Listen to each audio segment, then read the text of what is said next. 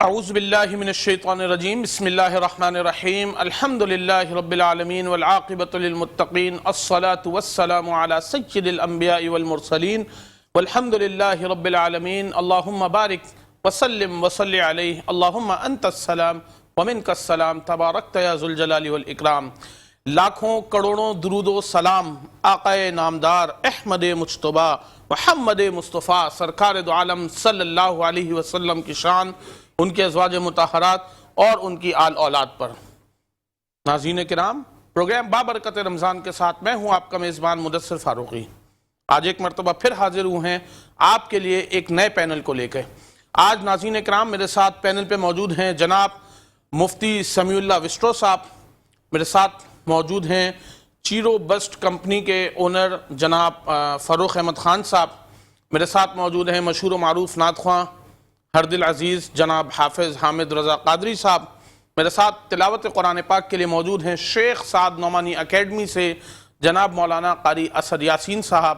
میں مولانا اسد قاری یاسین صاحب سے گزارش کروں گا کہ آپ تلاوت کلام پاک سے پروگرام کا آغاز کریں۔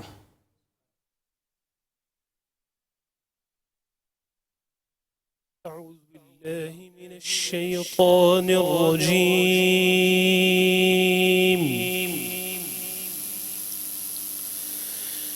بسم الله الرحمن الرحيم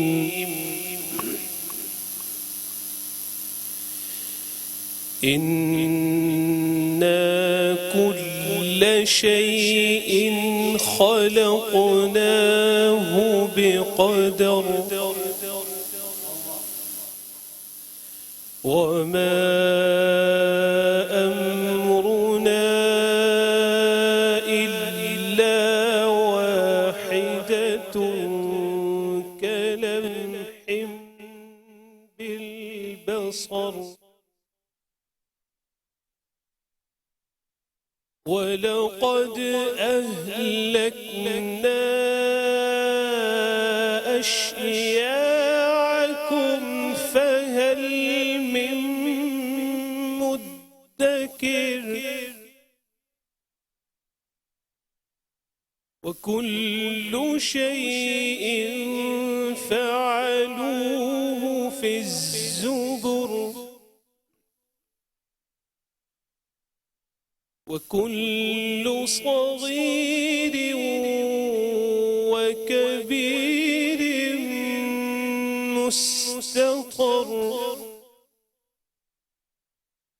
إن المتقين في جنات ونهر في مقعد صدق عند مليك مقتدر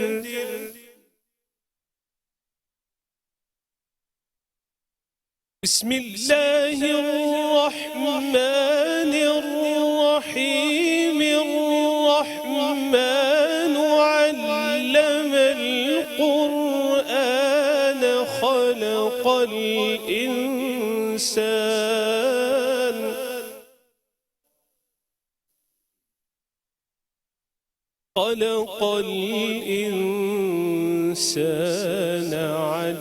علمه البيان صدق الله العظيم۔ جزاکم اللہ خیر، احسن الجزا۔ جی ناظرین اکرام، یہ تھے جناب مولانا قاری اسد یاسین صاحب۔ آپ کا تعلق شیخ سعد نعمانی اکیڈمی سے ہے، جہاں پہ حفاظ کرام، قراء کرام اور ائمہ تیار کیے جاتے ہیں۔ ناظرین کرام، جب اللہ رب العالمین نے اس دنیا کو تخلیق دی تو اللہ نے ایک ایسے رشتے سے اس دنیا کی تخلیق دی جو سب سے انمول رشتہ تھا، حضرت آدم علیہ السلام اور حضرت حوا علیہ السلام، جو ہم سب کے ماں اور باپ ہیں۔ ناظرین کرام، یہ وہ حسین رشتے کا امتزاج تھا کہ اللہ چاہتے، اللہ تو ان اللہ علی کل شیء قدیر، کہ اللہ تو بے شک ہر چیز پہ قدرت رکھتے ہیں، اللہ چاہتے تو ماں اور بیٹے کے رشتے سے دنیا کو تخلیق دے سکتے تھے، باپ اور بیٹی کے حسین رشتے سے اللہ دنیا کو تخلیق دے سکتے تھے، لیکن کیونکہ اللہ تعالیٰ نے ایک دنیا کے پورے نظام کو مرتب کرنا تھا تو اللہ رب العالمین نے اس دنیا کی جو تخلیق کی وہ حضرت آدم علیہ السلام اور حضرت حوا علیہ السلام کے ساتھ کیا۔ ناظرین کرام، آج میرے پروگرام کا ٹاپک بھی نکاح ہے۔ نکاح کی کتنی اہمیت ہے، نکاح کے کیا اثرات ہیں، نکاح سے کیا فوائد ہیں، نکاح سے کس طریقے سے سوسائٹی مرتب ہوتی ہے، اس کے اوپر بات کرنے کے لیے میرے ساتھ موجود ہیں جناب مفتی سمیع اللہ وسٹرو صاحب۔ حضرت بتائیے کہ نکاح کی اللہ تعالیٰ نے جو بنایا ہے ایک بڑی اس کی دین کے اندر حیثیت ہے، کیا نبی کریم سرکار دو عالم صلی اللہ علیہ وآلہ وسلم نے نکاح کے متعلق فرمایا؟ بسم اللہ الرحمن الرحیم۔ سب سے پہلے تو آپ کا شکریہ ادا کرتا ہوں کہ آپ نے مجھے موقع دیا، اور یہ جو ہمارا موضوع ہے آج کا، یہ بہت ہی اہم موضوع ہے، اور قرآن میں جتنے رشتوں کو بیان کیا گیا ہے اس میں سب سے زیادہ جس رشتے کو ڈسکس کیا گیا ہے وہ یہ نکاح ہے۔ ماں باپ کے رشتے کا بھی ذکر ہے، اولاد کا بھی ذکر ہے، بے شک، لیکن لیکن سب سے زیادہ جس کے اصول اور ضابطے بیان کیے گئے ہیں وہ نکاح ہے، اور میاں بیوی کا رشتہ ہے۔ اصل میں میاں بیوی کا رشتہ اس لیے زیادہ ڈسکس کیا گیا کہ یہ بہت نازک ہے۔ دنیا میں کوئی بھی ایسا لفظ ایجاد نہیں ہوا جس کو استعمال کرنے کے بعد ماں باپ کے رشتے کو ختم کیا جا سکتا ہو یا باپ اپنے بیٹے کے ساتھ رشتہ ختم کر سکے، لیکن میاں بیوی کا ایسا رشتہ ہے کہ اس کے لیے ایسے الفاظ موجود ہیں جس کے کہنے سے رشتہ ہی ختم ہو جاتا ہے۔ اس لیے اس کو قرآن مجید میں بڑی تاکید سے بیان کیا گیا۔ اور نکاح ایک ایسی چیز ہے جو صرف نہ یہ کہ صرف مسلمانوں کی ضرورت ہے، بلکہ دنیا میں جتنے انسان بستے ہیں ان سب کو آپس میں رشتہ ازدواج میں جڑنے کی ضرورت محسوس ہوتی ہے، اور اسی ضرورت کو سامنے رکھ کر اللہ نے قرآن میں حکم دیا فَانْكِحُوا مَا طَابَ لَكُم مِّنَ النِّسَاءِ مَثْنَىٰ وَثُلَاثَ وَرُبَاعَ، کہ تم نکاح کرو ان لڑکیوں سے جو تمہیں پسند ہے، دو دو، تین تین، چار چار۔ آپ صلی اللہ علیہ وسلم نے اس کے بارے میں فرمایا یا معاشر الشباب من استطاع منکم الباء فلیتزوج، اے نوجوانوں اگر تم میں نکاح کی استطاعت ہے، جو نکاح کرنے کی شرائط موجود ہیں، تو تم فی الفور نکاح کرو۔ بے شک، اور یہ اس کی وجہ کیا بتائی؟ فَإِنَّهُ أَغَضُّ لِلْبَصَرِ وَأَحْسَنُ لِلْفَرَجِ، کہ نکاح کے ذریعے سے انسان کی نگاہیں محفوظ ہوتی ہیں، اور اللہ پاک اس کے ذریعے سے انسان کی شرمگاہ کو محفوظ کر کے اس کی پوری زندگی کے کردار کو محفوظ کرتا ہے۔ تو نکاح اس لیے ضروری ہے، اور جیسا آپ نے بتایا کہ حضرت آدم علیہ السلام کو اللہ نے بنایا تو ان کو جنت میں رکھا گیا۔ جنت میں دنیا جہان کی ساری نعمتیں موجود تھیں، لیکن نعمتوں کا تکملہ جو ہوتا ہے وہ شریک حیات کے ساتھ ہوتا ہے۔ اس لیے اللہ پاک نے اس نعمت کو بھی ان کو عطا کیا، اور اس نعمت کے ذریعے سے ان کے اوپر اپنی نعمت کامل کی، اور اس لیے اللہ نے قرآن میں فرمایا اسکن انت وزوجک الجنہ، اے آدم آپ اور آپ کی بیوی جنت میں رہیں اور مزے سے کھائے پئیں۔ تو زندگی کو حسین بنانے کے لیے، خوشگوار بنانے کے لیے نکاح کا ہونا بہت ضروری ہے، اور اس نکاح کے بارے میں آپ صلی اللہ علیہ وسلم کی تاکید اتنی زیادہ ہے کہ ایک مرتبہ حضرت عائشہ رضی اللہ تعالیٰ عنہ فرماتی ہیں کہ کچھ صحابہ میرے پاس آئے اور آپ صلی اللہ علیہ وسلم کی گھرولی زندگی کے بارے میں مجھ سے دریافت کیا کہ آپ صلی اللہ علیہ وسلم گھر میں کیسے زندگی گزارتے ہیں۔ تو میں نے کہا کہ وہ کبھی روزہ رکھتے ہیں، کبھی روزہ نہیں رکھتے، افطار کرتے ہیں، کبھی بیویوں کے پاس آتے ہیں، کبھی نہیں آتے، اور اس طرح زندگی ملی جلی گزارتے ہیں۔ تو صحابہ نے کہا کہ وہ تو اللہ کے پیغمبر ہیں، تو ان کا اس طرح کرنا تو بنتا ہے، لیکن ہم تو عام لوگ ہیں، ہمیں تو بہت زیادہ عبادت کرنی پڑے گی۔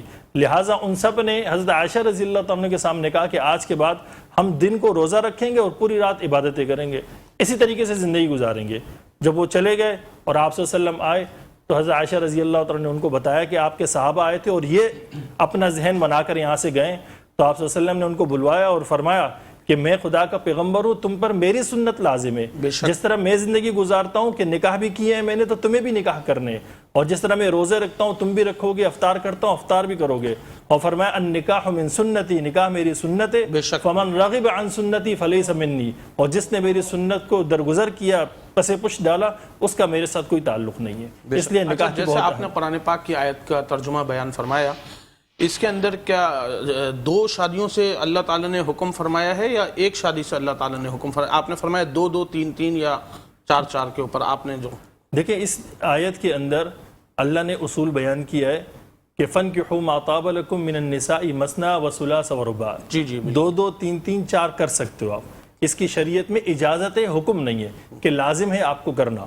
اور فرمایا کہ 2 3 3 4 4 شادیاں کرنے کی اجازت تب ہے جب تمہارے اندر استطاعت ہو.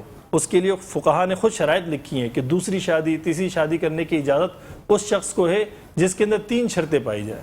پہلی شرط یہ ہے کہ اس کے اندر جسمانی استطاعت بھی موجود ہو کہ وہ حق زوجیت دونوں کا ادا کر سکے. اور دوسری شرط یہ کہ اس کے پاس اتنا مال موجود ہو کہ جس میں وہ اپنی دونوں اہلیہ یا 3 اہلیہ کو سنبھال سکے. ایسا نہیں کہ دوسری شادی کر لی، اب اس کو سنبھال رہا ہے تو پہلی چھوٹ گئی، اس کو سنبھالتے ہے تو پھر دوسری چھوٹ گئی. اس لیے اس کا بڑا احتیاط کرنا پڑتا ہے. اور تیسری شرط جو قرآن میں اللہ نے بیان فرمائی وہ ہے انصاف کرنا، کہ اگر فرمایا فَإِنْ خِفْتُمْ أَلَّا تَعْدِلُوا فَوَاحِدَةٌ، اسی آیت کے اندر فرمایا کہ اگر تمہیں یہ ڈر ہے کہ تم انصاف نہیں کر سکو گے دونوں کے درمیان تو پھر تم ایک ہی شادی پر اکتفا کرو، پھر دوسری تیسری کرنے کی ضرورت نہیں ہے. لیکن اگر جو جسمانی اصلاحات بھی رکھتے ہوں اور مالی وہ رکھتے ہوں اور اگر وہ ایک رکھیں گے تو ان کی یقیناً پکڑ بھی ہوگی اللہ تعالیٰ. نہیں، اس طرح کی کوئی چیز نہیں ہے. 2 نکاح 3 نکاح کرنے کی اجازت ہے، یہ کوئی فرضی یا واجبی حکم نہیں ہے. تو اس کی اجازت ہے. اجازت کا مطلب اجازت الگ چیز ہوتی ہے، حکم کرنا الگ چیز ہوتی ہے. بے شک اس میں کوئی شک نہیں ہے. مفتی صاحب آپ نے بڑی اچھی بات بیان فرمائی. نکاح کے متعلق قرآن و حدیث کے حوالے سے بتا رہے ہیں جناب مفتی شفیع اللہ وسٹرو صاحب. ناظرین کرام، نکاح ایک ایسی سنت ہے جس سے معاشرے کی بڑی احسن طریقے سے تخلیق ہوتی ہے اور بہت ہی اچھے طریقے سے معاشرہ بنتا ہے. لیکن خدا را نکاح کو نکاح کی طرح اللہ کے رسول سرکار دو عالم صلی اللہ علیہ وسلم کی سنت کی طرح کرنا چاہیے، نہ کہ اس طرح کہ سنت کی پریچے اڑا دیے جائیں اور نکاح سے پہلے کے مسائل اور نکاح کے بعد کے مسائل کیے جائیں. ناظرین کرام، جیسے کہ ہمارے معاشرے میں بدنصیبی یہ ہے کہ بے شک ہم مسلمان ہیں، اللہ اور اس کے رسول سرکار دو عالم صلی اللہ علیہ وسلم کے ماننے والے ہیں، اتباع بھی کرتے ہیں، اطاعت بھی کرتے ہیں، لیکن ہم نے شادی اور نکاح جیسی سنت کو اتنا مشکل بنا دیا ہے کہ ایک عام لوگ بیچارے کو شادی کرنے کے لیے 25-50 لاکھ روپے جب تک خرچ نہ ہو اس لڑکی کی شادی نہیں ہوتی. اس لڑکی کو نکاح سے اتنا ڈر لگنے لگا ہے کہ میرے ماں باپ بیچارے جو ایک مڈل کلاس طبقے سے ہیں یا ایک عام طبقے سے ہیں 25-50 لاکھ روپے زندگی کے لگا کے اپنی بیٹی کی شادی کریں اور اس کے باوجود اس کے بعد بھی اگر ان کی بیٹی اپنے گھر میں خوش نہیں ہے تو آپ یقین کیجئے کہ اس میں اللہ رب الجلال والاکرام کی بہت سخت پکڑ ہے. اگر آپ کسی کی بیٹی سے شادی کرتے ہیں، نکاح کرتے ہیں، تو آپ کے اوپر یہ بات واجب ہے، فرض ہے آپ کے اوپر یہ بات کہ آپ اس کے حقوق کی صحیح سے پاسداری کیجئے. اگر آپ اس کے حقوق ادا نہیں کریں گے تو آپ سے اللہ رب العالمین کے ہاں اس کے حقوق کی صحیح پوچھ ہوگی. ناظرین کرام، اگر ہم کسی کی بیٹی کو لاتے ہیں تو یہ سوچ کر لائیں کہ کل کو جب ہماری بیٹی کسی کے گھر جائے گی تو جو تکلیف سے آج وہ سہ رہی ہے کل کو وہ میری اور آپ کی بیٹی بھی تکلیف سہ سکتی ہے. اگر آپ شادی کرنا چاہتے ہیں، نکاح کرنا چاہتے ہیں تو آپ نکاح کرنا صرف معاشرے کے لیے نہیں کرنا چاہتے، اس کو آپ نے اللہ کے رسول سرکار دو عالم صلی اللہ علیہ وسلم کی سنت سمجھ کے کرنا ہے. اور اللہ کے رسول سرکار دو عالم صلی اللہ علیہ وسلم کی حدیث مبارکہ بھی ہے کہ گویا اس کا آدھا ایمان مکمل ہو گیا جس نے شادی کی، نکاح کیا، اور آدھے کے معاملے میں وہ اپنے رب العالمین سے ڈرتا رہے. میرے ساتھ موجود ہیں پینل پہ جناب فروخ احمد خان صاحب. بتائیے سر، کیا ہے آپ کا جو چیرو بیسٹ کمپنی ہے، کیا آپ لوگ اس کو آلٹرنیٹ ہیلتھ سولوشن دے رہے ہیں لوگوں کو، جو میڈیکل سائنس سے آپ کچھ الگ ڈیفرنٹ کام کر رہے ہیں؟ تھوڑا سا بتائیے. آپ ہمارے پینل پہ آپ تشریف لائے ہیں، آپ کا شکریہ. ہمارے جو ناظرین ہیں میٹرو ون نیوز دیکھ رہے ہیں پروگرام بابرکت رمضان، کیا بتائیں گے ان کو؟ بسم اللہ الرحمن الرحیم. رب اشرح لی صدری ویسر لی امری واحلل عقدۃ من لسانی یفقہوا قولی. سب سے پہلے تو آپ کا بہت بہت شکریہ آپ کی اس خوبصورت دعوت کا کہ ہمیں ایک پلیٹ فارم دیا آپ نے کہ ہم یہاں آئیں اور اس سلسلے میں بات کریں. بون سیٹ میرا جو تعلق ہے وہ چیرو بسٹ میری کمپنی ہے اور پین مینجمنٹ یا آلٹرنیٹ ہیلتھ سلیوشنس ہم لوگ پرووائڈ کرتے ہیں. پچھلے 6 سال سے آئی ایم ان پریکٹس، اور یہ کائرو بون سیٹنگ جو کہ میں پریکٹس کرتا ہوں یہ کوئی نئی چیز نہیں ہے. اگر آپ اس کی جڑ تلاش کرنے کی کوشش کریں تو یہ 1500 سال قبل مسیح سے 4 بڑی سویلائزیشن، جس میں سے ایک مصر کی، ایک چائنا کی، ایک جاپان کی اور ایک عرب کی، ان ساری سویلائزیشنز میں کہیں نہ کہیں جا کے ان کی جڑیں ملتی ہیں. اور یہ تھیراپی جو ہے بنا کسی دوا کے یا بنا کسی سرجری کے لوگوں کے جوڑوں کو الائن کرنے پہ کام کرتی ہے. اس کا بیسک مقصد یہ ہوتا ہے کہ جو جوڑوں کی ریسٹرکٹڈ موومنٹ ہے مثال کے طور پہ یہ میری انگلی کا جوڑ ہے, اگر یہ پورا یہاں تک آنا چاہیے تو کسی کا وہ یہاں تک آ رہا ہے تو پورا نیچے تک جائے. تو یہ تھیراپی اگر آپ کسی پہ ڈیلیور کریں گے تو وہ جو ریسٹرکٹیڈ موومنٹ ہے وہ دوبارہ سے پوری طرح کھل جائے گی, اور دوسرا یہ پین ریڈیوس کرنے پہ کام کرتی ہے. اور ہم اس بات میں اسپیشلائزیشن رکھتے ہیں کہ الحمدللہ اللہ کے حکم سے ہم 2 سے 3 سیٹنگز کے اندر جتنے کراچی میں یا پاکستان میں اس وقت موٹے موٹے جوڑ یا کمر سے ریلیٹڈ ایشوز ہیں, جیسے کہ سروائکل کا پین ہوتا ہے, عام ہو گیا یہ پین اب لوگوں بہت عام ہے. مطلب کراچی میں تو سٹنگ پوسچر کا مسئلہ ہے, کیا ایشو کیا ہے, لوگ کیا کس طریقے سے سیدھی کرسی پہ بیٹھنا چاہیے سر, یا وہ جو کرسی ہوتی ہے جو پیچھے لیٹ جاتی ہے دفتروں کے اندر ہوتی ہے عام طور کے اوپر؟ سر اس میں جو سب سے پہلا جو مسئلہ شاید کراچی فیس کر رہا ہے, اگر اسپیسیفکلی میں کراچی کی بات کروں تو یہ ہے کہ کراچی کی روڈیں تہس نہس ہوئی ہوئی ہیں, اور کراچی میں ایک بہت بڑا طبقہ جو ہے مرد حضرات کا وہ موٹر سائیکل چلانے کا عادی ہے. تو اس وقت میرے پاس جتنے بھی کلائنٹس ایسے آتے ہیں جو کہ بائک رائڈرز ہیں, وہ سب سے زیادہ جو کمپلین کرتے ہیں وہ یا تو لوور بیک پین کی کرتے ہیں یا ارکن نسا یعنی کہ شیاٹیکا کے پین کی کرتے ہیں, جو کہ لوور بیک سے ہی تعلق رکھتا ہے, اور پھر اس کا جو درد ہے وہ پیر کے نیچے یعنی کہ ہیل تک ایک شوٹنگ پین کی طرح جاتا ہے. پھر کہیں نہ کہیں ہمارے اٹھنے بیٹھنے کی جو عادات ہیں وہ بھی ٹھیک نہیں ہیں. ہم میں سے بہت سارے افراد, بالخصوص ویسے خواتین لیکن بالعموم اب مرد حضرات میں بھی یہ عادت ہے کہ ہم کہیں کھڑے ہوئے کسی سے فون پہ بات کر رہے ہوں گے, یا ہم کھڑے ہوئے کسی کا انتظار کر رہے ہوں گے, یا بس اسٹاپ پہ کھڑے ہوئے ہوں گے, تو ہم ایک ٹانگ پہ اپنی باڈی کا کافی سارا زور ڈال کے کھڑے ہو جاتے ہیں لیکن ہمیں سمجھ ہی نہیں آ پاتا. یہ سب سے کامن ترین ریزن ہے ہمارے یہاں لوگوں کے پوسچرز خراب ہونے کا. پھر جو آپ نے آفیسز میں بات کی, تو ہم لوگ میں سے ہر ایک کو کرسیوں کو جھولا بنایا ہوا ہے ہم نے آفیسز میں. جی جی جی. تو خاص طور پہ جو ریوالونگ چیئرز ہوتی ہیں, اب بریک کے ٹائم زیادہ تر اگر آفس میں مرد حضرات کو دیکھیں تو وہ اپنی کرسیوں پہ لیٹ رہے ہوتے ہیں, جھول رہے ہوتے ہیں. اس چکر میں بھی اس کرسی کی تو الائنمنٹ آؤٹ ہوتی ہے, آپ کے اپنے پوسچر کی الائنمنٹ بھی آؤٹ ہو جاتی ہے. بہت اچھی بات بتا رہے ہیں ناظرین. فاروق احمد خان ان سے بات کریں گے, لیکن اس وقت چلتے ہیں ایک بریک کی طرف, کہیں مت جائیے گا. آپ دیکھ رہے ہیں پروگرام بابرکت رمضان, میں ہوں آپ کا میزبان مدثر فاروقی. رمضان میں ہوں آپ کا میزبان مدثر فاروقی.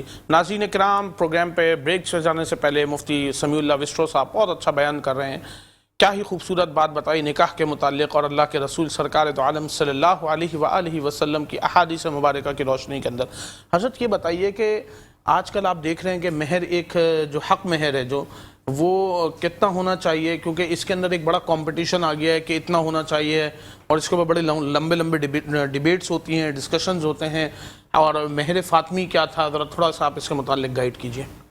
بسم اللہ الرحمن الرحیم. دیکھیں, مہر کے بارے میں شریعت نے واضح فیصلہ سنایا ہے کہ کم از کم مہر کتنا ہونا چاہیے, اس کی حد بتائیے. فقہا نے لکھا ہے کہ کم از کم مہر 10 درہم ہونا چاہیے. 10 درہم یہ نہیں جو ہمارے پاس درہم ہوتے ہیں, اس زمانے میں جو چاندی کے سکے ہوتے تھے 10 درہم, وہ اس کا وزن اگر آج کے حساب سے نکالا جائے تو تقریباً 31 گرام بنتا ہے چاندی کا. اور آج کے اگر ریٹ نکالا جائے چاندی کا تو تقریباً یہ 6,000 روپے بنتا ہے. 6,000 روپے مہر, اس سے کم مہر دینا جائز نہیں ہے. تو کم از کم کی حد تو شریعت نے مقرر کی ہے, زیادہ کی حد مقرر نہیں کی, کیونکہ بعض خاندان ایسے ہوتے ہیں جو بہت امیر ترین ہوتے ہیں, ان کی جو خواتین ہوتی ہیں جو لڑکیاں ہوتی ہیں ان کو حق مہر بڑا دینا پڑتا ہے, کیونکہ وہ بڑے خاندان سے, اور کچھ متوسط شریعت کی طرف سے ان میں اس پہ کوئی پابندی نہیں ہے, کوئی ممانعت نہیں ہے کہ کتنا مہر رکھنا چاہیے, اس کے اندر کوئی ممانعت نہیں ہے. بڑا ہر آدمی, ہر خاندان اپنی حیثیت کے حساب سے جتنا باہم فریقین رضامندی سے طے کر لے تو کر سکتے ہیں. لیکن یہ ہے کہ اس میں جیسے ہمارے ابھی آپ نے کہا کہ ہمارے ہاں جو نام و نمود کے لیے اتنا بڑے پیمانے پر مہر مقرر کر لیا جاتا ہے کہ جب دینے کا ٹائم آئے تو وہ دینے کی استطاعت نہیں ہوتی. حالانکہ مہر قرض ہے, یعنی جس طرح قرض کے بارے میں پوچھا جائے گا اسی طرح اس مہر کے بارے میں بھی پوچھا جائے گا. ایک آیت بھی تو ہے, من ذا الذی یقرض اللہ قرضا حسنا. تو وہ جو ہے قرض ہے وہ ادا کرنا ہے کسی قرض حسنا بھی تو بن جاتا ہے مہر کا, لوگ دیتے ہی نہیں ہیں. ہاں, وہ کچھ لوگ تو پھر کہتے ہیں کہ بھائی معاف کر دیا, اگر وہ طیب نفس سے اپنے طور پر معاف کر دے تو الگ بات ہے, لیکن یہ ہے کہ یہ قرض ہے, اس کا حساب قرض کے حساب سے ہی ہوگا. باقی آپ نے پوچھا کہ مہر فاطمی, تو مہر فاطمی دینا مستحب ہے, یہ کوئی واجب یا فرض نہیں ہے. اور مہر فاطمی وہ ہے جو آپ صلی اللہ علیہ وسلم نے حضرت فاطمہ رضی اللہ اور اپنی دیگر جو ان کی بیٹیاں تھیں ان کے لیے جو مہر مقرر کیا تھا وہ مہر فاطمی ہے. اور مہر فاطمی کے بارے میں اگر آج کے زمانے میں آج کے وزن کے حساب سے بتایا جائے تو تقریباً یہ 131 تولہ چاندی بنتا ہے. 131 تولہ چاندی کی قیمت آج کے حساب سے لگائے تقریباً 3 لاکھ روپے بنتی ہے. تو اگر کوئی مہر فاطمی دینا چاہتا ہے اور اس کے اندر استطاعت بھی ہے تو وہ مہر فاطمی طے کر سکتا ہے، اس میں کوئی ممانعت نہیں ہے۔ اچھا حضرت، آپ دیکھ رہے ہیں کہ معاشرہ ہمارا ایک الگ ہی راہ پہ جا رہا ہے ناظرین کرام، اور آپ، ہم اور اللہ کے رسول کے ماننے والے، ہم ہندوانہ رسومات کی طرف بہت کچھ ذرا چلے گئے ہیں، جس میں ہمارے ہاں ایک جہیز کی لعنت بھی آپ دیکھ رہے ہیں کہ بہت عام ہے۔ خدا را اس چیز کو میں ناظرین کرام سے اور میٹرو ون نیوز کے توسط سے بھی کہنا چاہتا ہوں کہ اس کو جو جہیز والی لعنت ہے نا، اس کو ہمیں کسی طریقے سے ختم کرنا چاہیے۔ اس کے اوپر کوئی اگر آپ سوشل ایکٹیویٹی کرنا چاہتے ہیں، کوئی اس کے اوپر آپ کوئی بھی آپ اس کے اوپر اقدام اٹھانا چاہتے ہیں اٹھائیے، تاکہ بہت سارے وہ لوگ جو بیچارے افورڈ نہیں کر سکتے، ان کی بیٹیوں کے جو ہے نا وہ شادیاں نہیں ہو پا رہی اور بڑے مسئلے مسائل ہیں، وہ جیسے تیسے قرض کرا کے ادھر سے پیسہ پکڑ ادھر سے پیسہ پکڑ اور اپنی بیٹیوں کی کس طرح سے شادی کرتے ہیں۔ اب اتنا بیچاری وہ پیسہ لگا کے شادی کرتی ہے، اس کے بعد پھر وہ تکالیف میں رہتی ہے، کچھ نہ کچھ اس کو مسائل، کوئی تانے، کوئی تشنے۔ کیا کہیں گے حضرت اس متعلق کے جو لوگ اس طریقے سے کر رہے ہیں، اس کے متعلق آپ کیا بیان فرمائیں گے؟ جہیز کے متعلق خاص طور سے ڈیمانڈ کر سکتے ہیں، نہیں کر سکتے؟ شریعت کیا اجازت دیتی ہے؟ ماں باپ کیا دے سکتے ہیں؟ ماں باپ پہ کیا واجب ہے کہ کیا دیں کیا نہ دیں، جس میں ان کی بھی اللہ تعالیٰ کے ہاں پکڑنا ہو؟ اس میں کیا بیان فرمائیں گے آپ؟ دیکھیں، جہیز کے بارے میں افراد و تفریق جیسی آراء پیش کی جاتی ہیں۔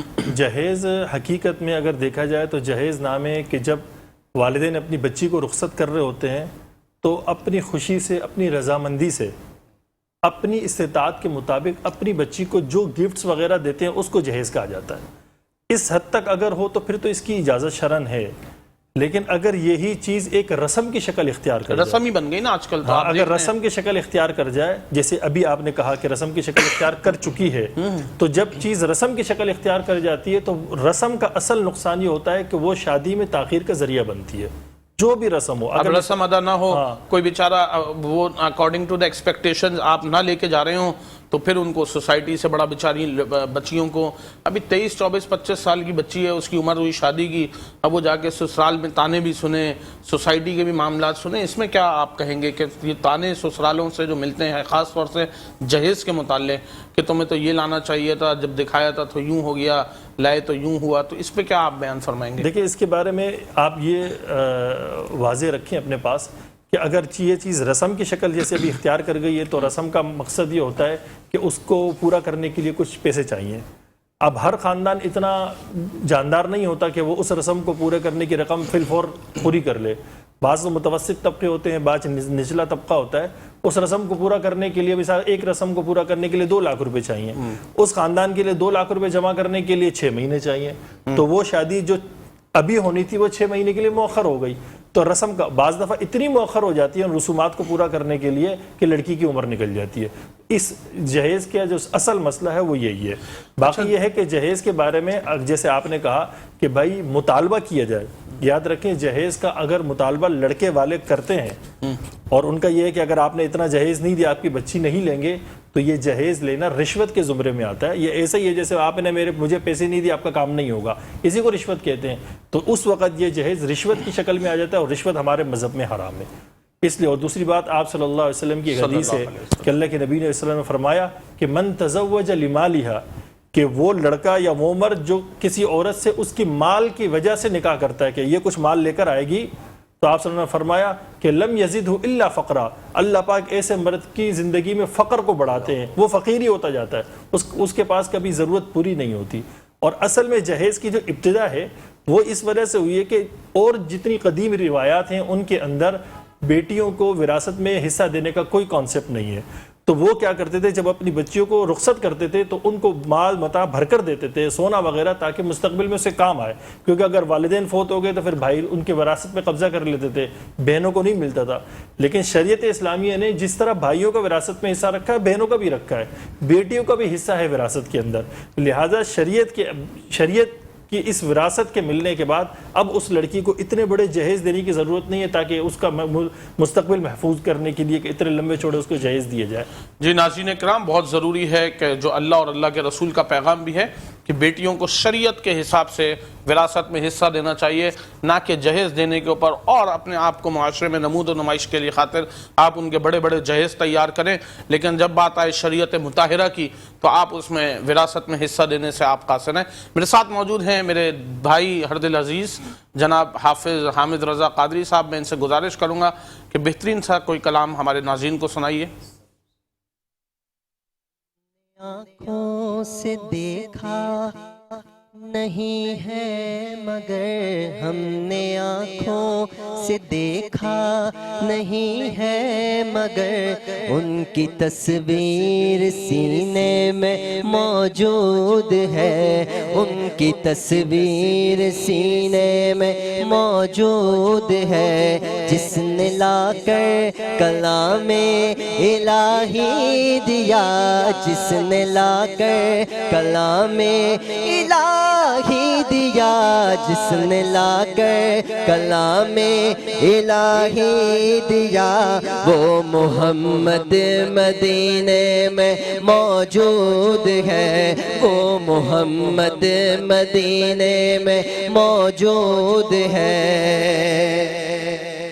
پھول کھلتے ہیں پڑھ پڑھ کے صلی علی، پھول کھلتے ہیں پڑھ پڑھ کے صلی علی، جھوم کر کہہ رہی ہے یہ باد صبا، جھوم کر کہہ رہی ہے باد صبا، ایسی خوشبو چمن کے گلوں میں کہاں، ایسی خوشبو چمن کے گلوں میں کہاں، جو نبی کے پسینے میں موجود ہے، جو نبی کے پسینے میں موجود ہے، جس نے لا کر کلام الہی دیا، جس نے لا کر کلام الہی دیا، وہ محمد مدینے میں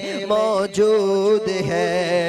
ہم نے مانا کہ جنت بہت ہے ہنسی، ہم نے مانا کہ جنت بہت ہے ہنسی، چھوڑ کر ہم مدینہ نہ جائیں کہیں، یوں تو جنت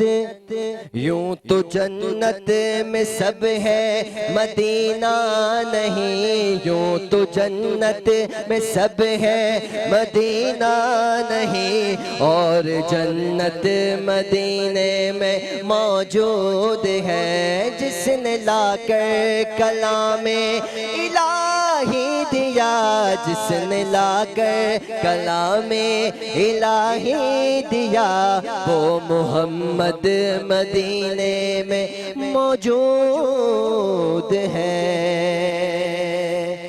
اللہ خیر، احسن الجزا جناب حافظ حامد رضا قادری صاحب بہترین نعت پیش کر رہے تھے۔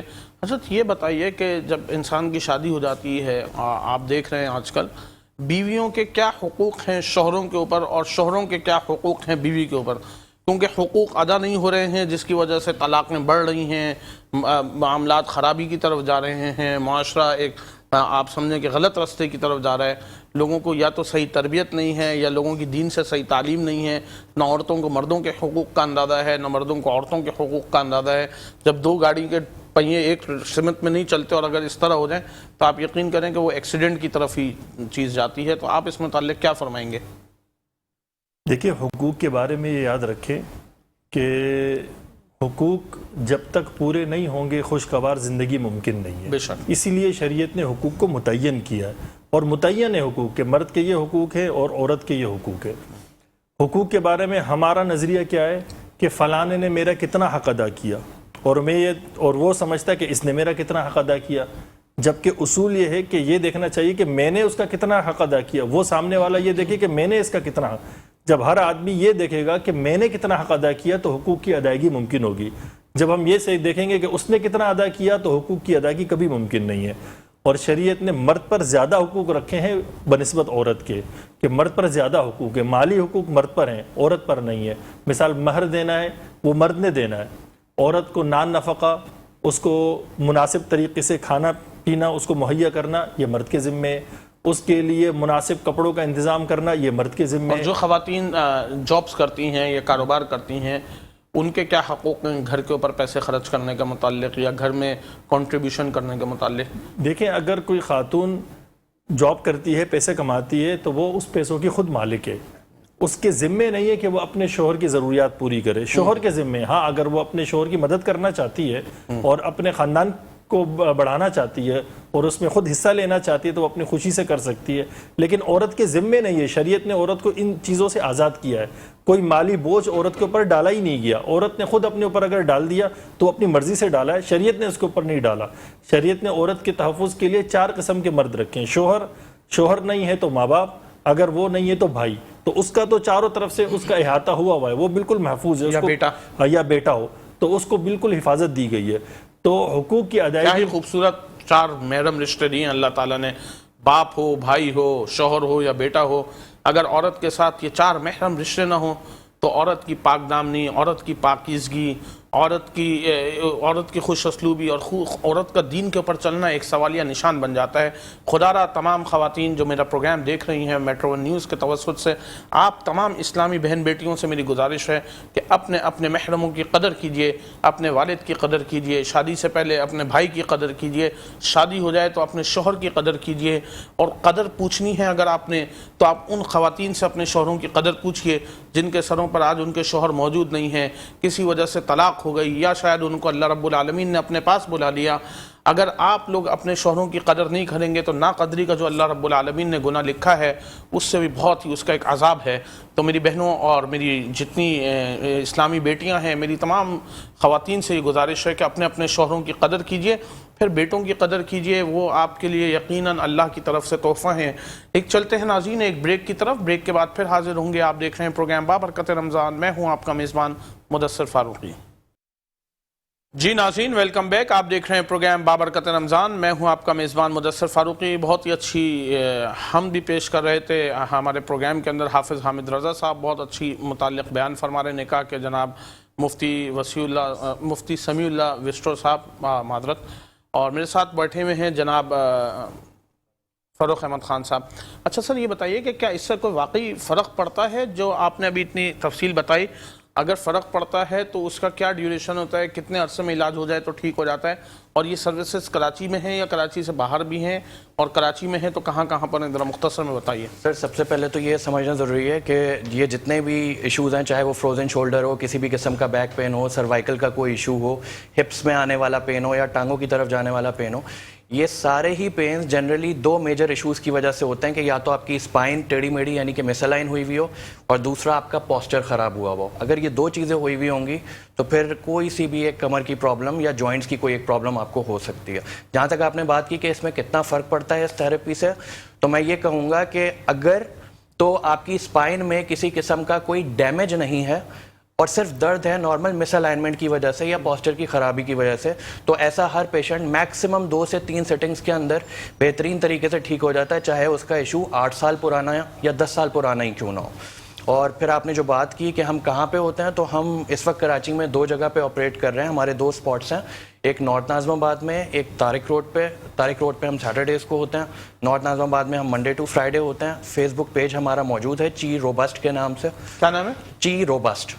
تو چی روبسٹ مطلب یہ 2 الفاظ کا مرکب ہے. چی کا مطلب انرجی ہوتا ہے اور روبسٹ کا مطلب فنکشنل ہونا یا بہترین ہونا ہوتا ہے. چی روبسٹ. تو یہ 2 الفاظ کا مرکب ہے جو ہم بس مار کے چیر دو نہیں. تو کوئی بھی اگر ہم سے رابطہ کرنا چاہے تو ساری ڈیٹیلز ہمارے فیس بک پیج پہ مینشن ہے, اور میں خود ہی وہاں پہ کنسلٹیشن بھی پرووائڈ کر رہا ہوتا ہوں. تو بالکل people are welcome to tech consultation. اور کبھی انشاءاللہ اگر آپ کے پروگرام میں دوبارہ آنے کا تفصیل سے موقع ملا تو یہاں پہ ہم کوئی ایک پریکٹیکل لائیو ڈیمونسٹریشن بھی دکھائیں گے پوسچر کریکشن کی انشاءاللہ. نہیں تو اگر ایسا ہے تو ہم انشاءاللہ کسی بھی وقت آپ کو اسی مہینے رمضان میں بلا لیں گے. ویسے ہی تو عید کے بعد بھی ہمارے کچھ پروگرامز ہوں گے, لیکن انشاءاللہ بہت خوشی ہوگی آ کے. چینل سے مشورہ کریں اگر یہ اگر ہم لوگوں کی کوئی بھلائی ہو سکتی ہے اس متعلق, کیونکہ ہر دوسرا بندہ جس کے اسپائن ہم میں سے ہر ایک کے پاس موجود ہے, اس لیے ہر ایک کو اس کی ضرورت ہے اس طرح کا علاج. ٹھیک ہے. اچھا حضرت یہ بتائیے کہ شریعت میں لڑکی سے اجازت لینے کی کیا شرعی اہمیت ہے؟ کیونکہ میں نے سنا اللہ کے رسول سرکار دو عالم صلی اللہ علیہ وسلم نے بی بی فاطمۃ الزہرا سردار جنت سے اجازت لی کہ علی کرم اللہ وجہہ داماد مصطفیٰ شیر خدا کا جب رشتہ آیا ان کے پاس کہ بھائی حضرت علی کرم اللہ وجہہ کا رشتہ آیا ہے تو اگر تمہاری اجازت ہو تو ہاں کر دوں. یہ اس متعلق کیا ہے؟ کیونکہ میں دیکھ رہا ہوں کہ دین کے اندر تو بڑی آسانیاں ہیں اور بڑی اللہ کے رسول سرکار دو عالم صلی اللہ علیہ وسلم نے دین کو اتنا آسان کر کے بیان فرمایا کہ جنت کی سردار سے اجازت لی جا رہی ہے کہ شیر خدا کا رشتہ آیا ہے، اگر تم کہو تو میں تمہارے لیے ہاں کر دوں. اور ہم جس معاشرے میں رہتے ہیں، جس نبی کے ماننے والے ہیں، جس اللہ کو ماننے والے ہیں، اسی اللہ اور اس کے رسول کی اتباع نہیں ہو رہی. ہم جو ہے وہ اپنی سوسائٹی کی خاطر، خاندانی کلچروں کی خاطر اور اپنے وہی جو پسماندہ ذہن ہے ہمارے اسی کے متعلق کہ جی بس اب زبان دے دی تو یہاں کرنی ہے، چاہے وہ بندہ ایلیجبل ہے نہیں ہے، تعلیم سے ایلیجبل ہے نہیں ہے، کمانے سے ایلیجبل ہے نہیں ہے، لیکن کیونکہ خاندانوں کی زبانیں ہو چکی ہوتی ہیں 25 سال پہلے پیدائش کے وقت، اس کے متعلق کیا بیان فرمائیں گے جب اللہ کے رسول نے اتنی زندگی کو آسان کر دیا کہ سردار جنت سے سوال ہو رہا ہے، اجازت لی جا رہی ہے، تو ہمارے ہاں کیوں اس چیز کے پیچھے ہم لوگ نہیں جاتے ہیں؟ دیکھیے اس کے بارے میں بڑا واضح اصول شریعت میں بیان کیا ہے کہ نکاح اگر بالغ لڑکی کا کیا جا رہا ہے، بالغ لڑکی کا، تو اس کی اجازت کے بغیر تو اس کا والد بھی نکاح نہیں کر سکتا. یہ تو اتھینٹک فیصلہ ہے، یعنی والد کو اجازت نہیں ہے کہ وہ نکاح کرے. اگر وہ نکاح کرتا ہے لڑکی سے پوچھے بغیر، اس کی رضامندی اور اجازت کے بغیر کہیں اپنی بچی کا نکاح کر لیتا ہے تو وہ نکاح شرعاً موقوف ہو جاتا ہے اس لڑکی کی اجازت پر. اگر وہ لڑکی اس نکاح کو قبول کرتی ہے بعد میں کہ میرے والد نے جو میری اجازت کے بغیر نکاح کرایا تھا ٹھیک ہے مجھے اب قبول ہے، تو وہ نکاح ہو جاتا ہے. اگر وہ کہتی ہے کہ نہیں مجھے قبول نہیں ہے تو اس کے والد یا اس کے بھائی یا اس کے چچا کا کیا گیا نکاح وہ رد کر دیا جاتا ہے، اس کی کوئی حیثیت باقی نہیں رہتی. تو شریعت نے تو عورت کو بڑا بلند مقام دیا ہے، کیونکہ ہمارے معاشرے میں اس طرح ہوتا ہے کہ بعض مرتبہ خاندان یا بھائی یا والد وہ اپنی مرضی کے حساب سے ایسی جگہ لڑکی کا رشتہ طے کرتے ہیں جہاں وہ تو خود راضی ہوتے ہیں لیکن لڑکی راضی نہیں ہوتی. تو شریعت تو یہ کہتی ہے کہ بھائی اس میں لڑکی کی رضامندی، کیونکہ زندگی تو لڑکی نے گزارنی ہے، بے شک ایسے ہی، تو ایسے لڑکے کے ساتھ اس کو جوڑ دیا جائے جس کے ساتھ اس کا مزاج نہیں ملتا تو وہ اس لڑکی پر بہت زیادتی ہے. اس لیے شریعت نے پابندی لگائی ہے کہ بھئی اس لڑکی کی اجازت ضروری ہے. اس کا مطلب یہ نہیں ہے کہ لڑکی کو یہ آزادانہ اختیار دے دیا جائے کہ والدین کو پسے پش ڈالے اپنی مرضی سے جو چاہے کرے. یہ اس کا بالکل مقصد نہیں ہے. اس کا مقصد یہ ہے کہ والدین کی ذمہ داری ہے کہ لڑکی کی خوشی اس کی رضامندی کو دیکھے. کیونکہ ہمارے ہاں جیسے ابھی آپ نے کہا کہ بچپن میں رشتے طے کر دیے جاتے ہیں، وہ جب بڑے ہوتے ہیں تو پتہ چلتا ہے کہ بھائی وہ لڑکے اور لڑکی کے مزاج میں 90 ڈگری کا فرق ہے، ان کا کوئی مزاج ہی نہیں ملتا، تو پھر آگے ان کے لیے بڑی مشکلات ہوتی ہیں. لیکن جیسے حضرت آپ دیکھ رہے ہیں کہ ہماری سوسائٹی میں ارینج میرجز ہوتی ہیں، ڈفرینٹ فیملی کلچر میں شادی ہو جاتی ہے، تو اس کو تو یقیناً پہلے سے مزاج کا اندازہ نہیں ہوتا کہ یہ لڑکی کیونکہ ایک غیر جگہ پہ شادی ہو گئی. آپ آج کل دیکھ رہے ہیں یہ شادی کرانے والی جو کمپنیاں ہوتی ہیں، میرج بیورو والے، تو جب یہ دو لوگوں میں رشتہ کرا رہے ہوتے ہیں تو یقیناً ایک لڑکی اور ایک لڑکا اللہ توکل پہ ہی شادی کریں گے، کیونکہ اس کو تو نہیں پتا کہ وہ 25 سال اس کے کیا معاملات رہے. تھوڑا بہت گھر دیکھ لیا، انٹرویو ہو گیا، نوکری کیا کرتا ہے، کاروبار کیا کرتا ہے، اس حد سے زیادہ تو وہ نہیں ہوتا. پھر اس کے بعد تو زندگی جب گزرتی رہتی ہے، وقت کے ساتھ ساتھ پتہ چلتا ہے اچھائیاں برائیاں بالکل کھل کے سامنے آتی ہیں. اس کے متعلق آپ کیا بیان فرمائیں؟ دیکھیں اس کے بارے میں جو ابتدائی معلومات ہوتی ہیں، کیونکہ بعض دفعہ یہ چیز ہمیں لڑکی سے پتہ نہیں چلتا. لڑکی جس گھر میں رہتی ہے اس کی والدہ بھی تو ہے نا، اس کا بھی تو ایک پورا کردار ہوگا، اس کے والد ہیں، اس کی بہنیں ہیں، ان کی کئی شادیاں ہوئی ہوئی ہیں. تو یہ ساری چیزیں ہمیں مدد کرتی ہیں اس بات کا فیصلہ کرنے میں کہ آیا اس جگہ ہمیں کرنا چاہیے یا نہیں کرنا چاہیے. تو یہ سارے ماحول کو دیکھ کر ہمیں بڑی آسانی سے پتہ چل جاتا ہے. باقی یہ ہے کہ ضروری نہیں ہے کہ میں اور آپ اپنے دماغ میں کسی لڑکی کے بارے میں ایک تصور بنا کے بیٹھے اور بعین ہی وہی ایسا نکلے.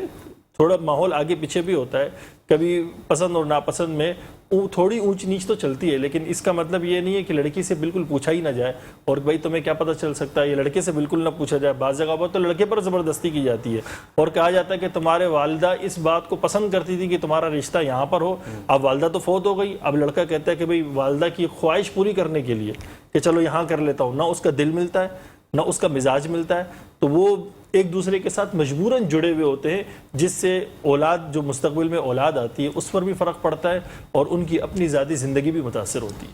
اچھا، یہ جو جس طریقے سے آپ دیکھتے ہیں کہ کالج یونیورسٹیز کے اندر ہمارے ہاں کو ایجوکیشن سسٹم پاکستان میں بہت مضبوط ہے اور یہاں سے پھر لوگ شادیوں کے لیے جاتے ہیں، اس میں کیونکہ ظاہر ہے ماں باپ کی رائے سے زیادہ بچوں کی رائے اہمیت دی جاتی ہے کیونکہ انہوں نے 3-4 سال وقت کو ساتھ گزارا ہوتا ہے، اس کے متعلق آپ کیا فرمائیں گے؟ آپ اس کو آپ لو میرج کہہ لیں، یہ لو پلس ارینج میرج کہہ لیں، کیونکہ اس میں لڑکے لڑکیاں اپنے والدین کو بھی یقیناً شامل کرتے ہیں کہ آپ ان کو دیکھ لیجئے، تو اس کے اندر اس میں آپ کیا اس کے متعلق کیا بیان ہے؟ دیکھیں، اگر پسند کی جہاں تک بات ہے تو پسند کا تو حکم خود قرآن میں دیا ہے، اور فرمایا گیا کہ فَانْكِحُوا مَا طَابَ لَكُم مِّنَ النِّسَاءِ، مرد کو کہا گیا کہ تم عورتوں میں سے اس عورت کو پسند کرو جو تمہیں پسند ہو. تو پسند کی تو بہت بڑی اہمیت ہے، لیکن اس کا مطلب یہ نہیں ہے کہ مرد و زن کا عام اختلاط ہو. ویسے ہی اور ویسے بھی آپ صلی اللہ علیہ وسلم سے ایک صحابی نے پوچھا کہ میں فلانی عورت سے نکاح کرنا چاہتا ہوں، آپ نے فرمایا کہ تم نے اسے دیکھا ہے؟ فرمایا نہیں. فرمایا ایک نظر اس کو دیکھو. تو ایک نظر اگر دیکھنے کی بھی شریعت نے گنجائش رکھی ہے، باقی اور رشتہ داروں سے بھی پتہ چلتا ہے. اس لیے اگر اس طریقے کا کوئی سلسلہ ہے کہ لڑکا لڑکی آپس میں ایک نظر ایک دوسرے کو دیکھ کر پسند کر لیتے، تو پھر اس کے بعد اپنے والدین سے بات کر کے اس رشتے کو آگے بڑھاتے ہیں، تو وہ پاکیزہ رشتہ ہے، اس میں کوئی مسئلہ نہیں ہے. لیکن تنہائی میں اپنے ہی طور پر نظام پورا چلا کر اور مکمل اختلاط بغیر پردے کے اور اس سلسلے کو آگے چلایا جائے تو اس کی شریعت میں ممانعت ہے. جزاک اللہ خیر، احسن الجزا. ناظرین اکرام، میرے ساتھ پینل پہ موجود تھے جناب مفتی سمیع اللہ وسٹرو صاحب، میرے ساتھ موجود تھے جناب فروخ احمد خان صاحب، اور میرے ساتھ موجود تھے آج حافظ حامد رضا صاحب. آپ لوگوں کے لیے بن ہاشم کی طرف سے گفٹ ہیمپرز بھی موجود ہیں میرے تمام مہمانان گرامی کے لیے. یہ میں انشاءاللہ ابھی آپ لوگوں کو پروگرام ختم ہونے کے بعد پیش کروں گا، جو بن ہاشم نے بڑی محبت سے آپ لوگوں کے لیے بھیجے ہیں.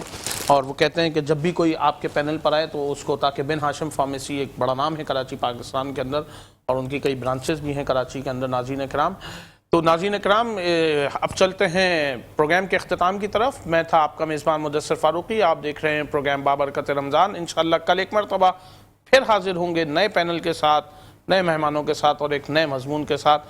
تب تک کے لیے مجھے اجازت دیجیے. دعاؤں کی طلبگار مدثر فاروقی تھانوی. السلام علیکم ورحمۃ اللہ.